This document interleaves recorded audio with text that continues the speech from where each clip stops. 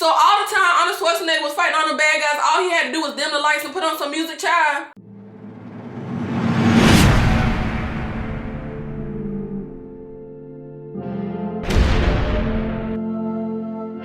What's up? It's Nikki. Welcome to my channel, or welcome back to my channel. In this video, I will be reviewing the movie Kimi, about a tech employee who discovers evidence of a crime.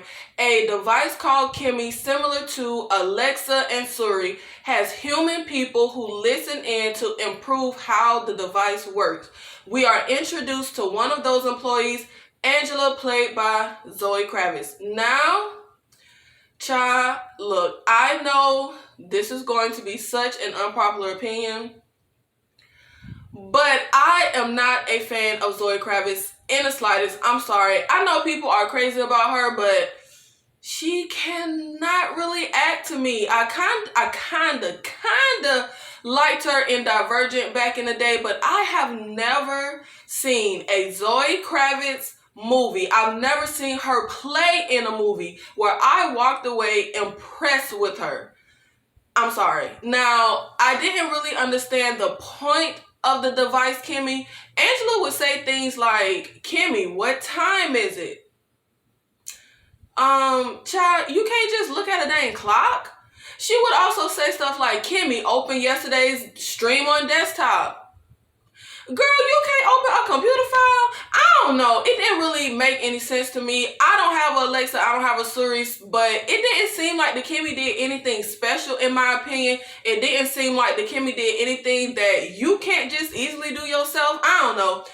But y'all, y'all, this movie, look, I could not. Why is this movie even here? The first part of the movie is simply just Angela's mundane life. I mean, why do we need to see her cleaning her retainer or whatever the heck that was? Why did we need to see her call and talk to the dang dentist, child? What was the point of the toothache, abscess on her gum, teeth, whatever the heck? What was the point of, child, most of anything that happened in this movie? Everything just felt so mundane and pointless. How did her dad die? Why did we even mention that? It kind of just went nowhere. Angela calling the lady at the corporate office and going to her office was pointless as hell. If Angela was not going to play the recordings for the lady, then why even go to her office? Why do you need the lady? Like, why do you need her just to call the FBI? Why not just go to the FBI yourself? During the entire scene, I was just like, child, why are you even here? Then when the lady leaves her office to go call the FBI and Angela is just sitting there waiting, well, child, my first thought would be, who leaves their office to make a phone call? Why you not making a call from your office? Like, lady, this is your office. You need to be calling the FBI right here in front of me. You don't have a phone on your desk or a cell phone? That just didn't make sense to me. Who leaves their office to make a phone call? Now, I can't say that this movie was boring per se, but I was sitting there the entire time waiting for something to happen. Like that, like literally, I was just like, okay. Like, just literally, I was just waiting for something to happen. The entire movie felt like the pacing you get on like the first episode of a new TV series. Meaning, you just get introduced to characters and they lay out the circumstances and the story arc, but nothing actually happens. That is exactly how this movie felt. Child, nothing happened. Nothing. And there was so much that was just no point. What was the point of the boyfriend, child? What was the point of the boyfriend? Why did we need to see them have sex? Why did we need him in the story at all? The boyfriend served no purpose in the slightest. None. Child, when I say nothing happened in this movie, child, nothing happened. Literally. Look, child, Angela, mundane daily life. She hears the murder recorded on the Kimi, which is her job, reaches out for help. Her debilitating fear of leaving the house is suddenly cured. She leave the house, go to the corporate office, is set up by a woman we very obviously know we cannot trust. The slowest chase ensues. Literally, the bad guys and Angela skip down the hallway, child. They skip down. Child, I ain't never seen. Okay. The bad guys easily get her. Back at her apartment, she illogically and easily overpowers 3 goons using only low lights and loud music. Really? Child, I cannot. So all the time Arnold Schwarzenegger was fighting on the bad guys, all he had to do was dim the lights and put on some music, child. Look, there was no climax. The movie just builds to nothing. We do not get any thrills or surprises. We did not get any action. We did not get any suspense. We pretty much just got Zoe Kravitz being weird. It also felt like there were no stakes because Angela's life was never really in danger or threatened. It never felt like her or anyone she loved was ever in any kind of real danger. There was absolutely no tension in this movie. And why did they make stuff so obvious in the movie? The super close-up shot of the bottle on the edge of the counter before it falls and breaks. The super close shots of the guy in his window with huge behind binoculars watching Angela. And hold on now, child. Hold on now. You mean to tell me ain't nobody seen them drive behind binoculars in that nigga window? For real? Okay, child. And speaking of the neighbor, Kevin watching Angela. Okay, apparently he knew that she was in trouble because she never leaves her house. Okay, what the hell level? But how did he know the exact moment that he needed to be in front of her apartment when she pulled up with the bad guys? I mean, was he just waiting outside of her apartment building? Because he was there faster than a mug. He popped up right the hell there. If he were just looking out of his window when the bad guys pulled up with her in the car, it would have taken him much longer to get his behind over from his building to her building, child. Another big issue I had with this movie was the acting. My nigga. Look. I'm sorry, but the acting was pretty mediocre. It was pretty mediocre. Zoe Kravitz had the same facial expression and the same tone throughout the entire motherfucking movie. Literally. The bad guys were such a freaking joke. I was not scared of them.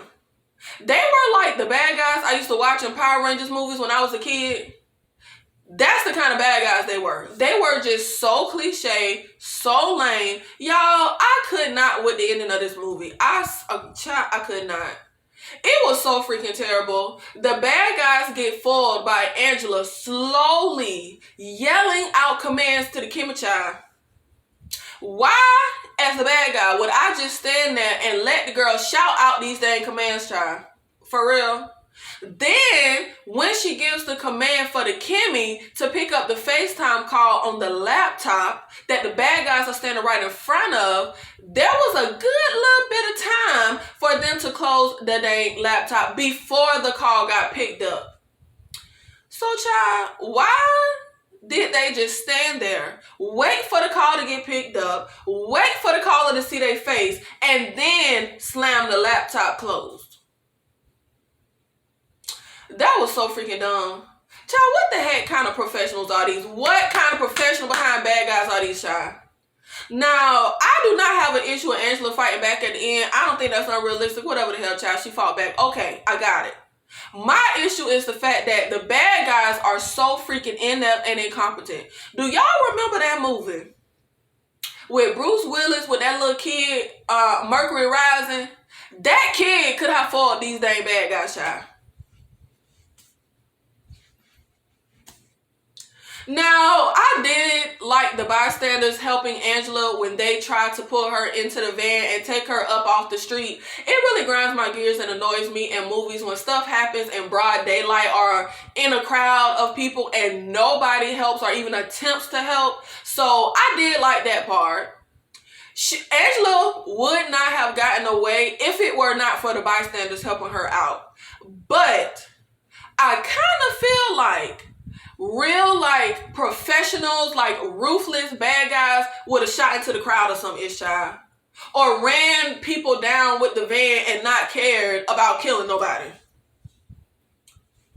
I mean, the other two best parts of this movie was seeing Robin Givens, who played Angela's mother, gorgeous, beautiful. I have not seen her in forever. And seeing the young lady who played the crazy girl in Swim Fan. Both parts were really brief. But look, child, I'm trying to find something nice to say about this movie. And that's all I got. Child, this movie was just lackluster.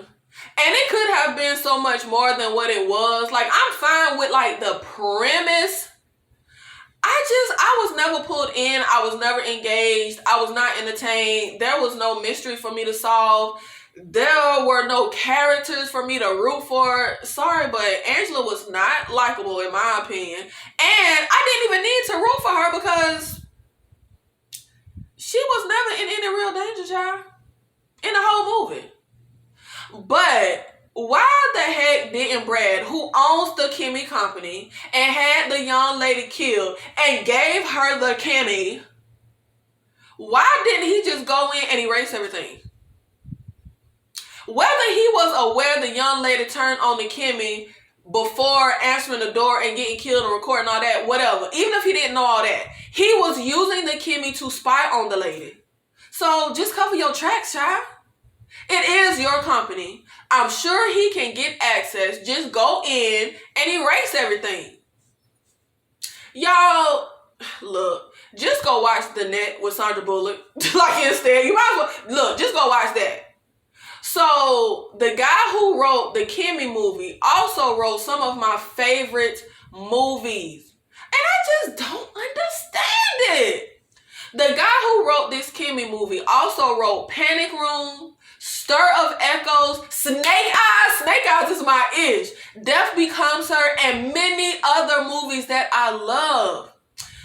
But I guess everything ain't gonna hit, but I just can't believe that. I would have to give this movie a 3 out of 10. I'm sorry. But there really aren't many redeeming qualities in this movie. I love Lenny Kravitz, child. Some of the greatest music ever. He is one of my favorite musicians. But I can't with his daughter. I really can't. Y'all, am I crazy or can Zoe Kravitz just not motherfreaking act? Is it just me? And you know what? There are a lot of actors who can't act, but I love them and I love their movies. Because they have something that, I don't know, that I just find entertaining. But I don't get that with Zoe Kravitz. Pretty girl, but she just is so boring to watch for me. The X-Men movie, just like anything I see her in, she seems bored and I feel bored watching her. I don't know, y'all. I just can't with Zoe Kravitz. I don't know. But obviously, it's just me because people freaking love Zoe Kravitz, y'all. I do like that commercial she got because she looked good. So I like her little commercial that I just saw. I actually just saw the preview for a new Batman movie where she playing Catwoman and child. Look, I'd rather just look at some cats, child. I don't know. I'd rather watch Halle Berry Catwoman movie. I can't with y'all. I don't know. I'd rather watch some shaky little sci-fi channel movie. Why does Zoe Kravitz keep getting roles, y'all? Why she keep getting roles? Okay, you know what though? Go ahead, girl. Thank you so much for watching this video, especially if you watched until the end. If you like my content, please make sure you support my channel by hitting like on this video, commenting down below. Make sure you hit that subscribe button. Make sure your bell notification is on so you will be alerted when I post TV show and movie reviews. I'll see you in the next video. Thank you.